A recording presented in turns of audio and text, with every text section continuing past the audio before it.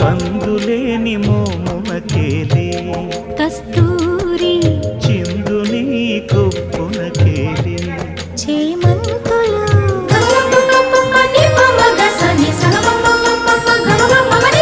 మందయానమునకేలే మట్టెల మోతలు మందయానమునకేలే మట్టెల మోతలు గంధమేలే పైకమ్మని నీ మేనికి మూసిన ముత్యాలకే మొరగులు ఆశల చిత్తానికే అలవోకలు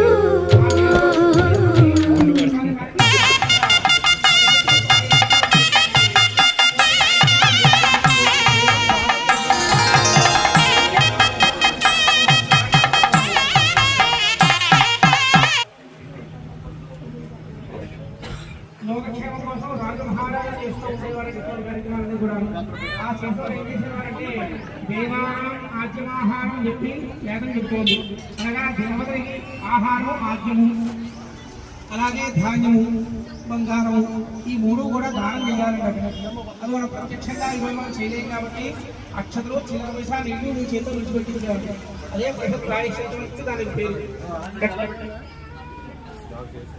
పరిషత్ ప్రాయశ్చిత్తం పంచగవ్య ప్రాశన తర్వాత ఆవు పాలు, ఆవు పెరుగు, ఆవు నెయ్యి, గోమూత్రం, గోమయం, ఈ 5 రకాలైనటువంటి ద్రవ్యాన్ని శరీర శుద్ధి కోసం అంటే బాహ్య శరీరము అంతఃశరీరముని శరీరం అనే విధాలుగా ఉంటుందన్నమాట. పైకి కనిపించేటటువంటి శరీరం బాహ్య శరీరం అది స్నానం వల్ల శుద్ధి అవుతుంది. అంతఃశరీరం లోపల ఉండేటటువంటి శరీరం శుద్ధమాలి అంటే మంత్రపూర్వకంగా శుద్ధి చేసుకోవాలన్నమాట.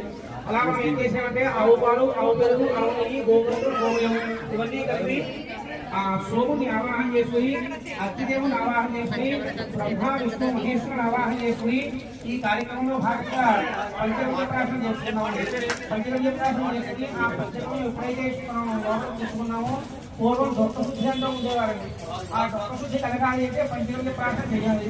పంచగవ్య ప్రాశనం జరిగిన తర్వాత కార్యక్రమంలో భాగంగా రక్షాబంధము ఎక్కువ ధారణాలైనటువంటి కార్యక్రమాలు చేసుకున్నాము.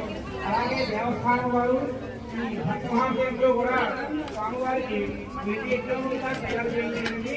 ఆ యజ్ఞోపవీతంలో స్వామివారికి యజ్ఞోపవీత ధారణ జరిగింది.